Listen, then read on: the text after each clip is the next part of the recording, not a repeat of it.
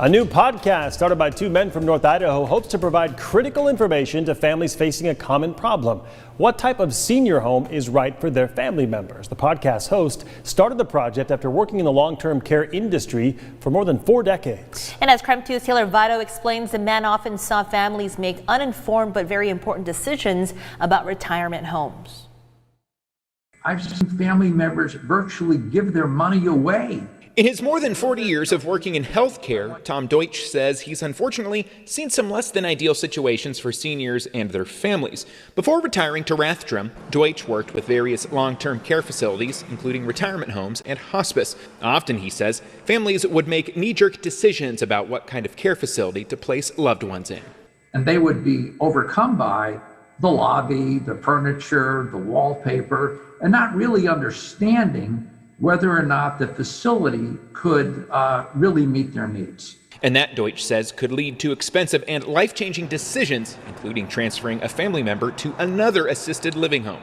And so it's good to make the right decision the first time. With that, Deutsch wanted to create a blog to inform families about what options are out there and how to go about the process. A friend of his from the Coeur d'Alene Rotary, though, suggested a more approachable idea to get the message across.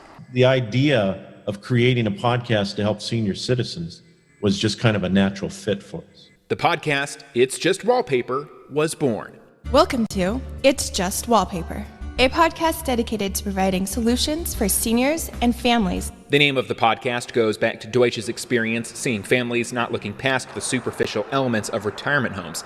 Deutsch and producer Ed Bejarana not only discuss Deutsch's experience, but also bring on various experts to discuss aspects of long-term care facilities.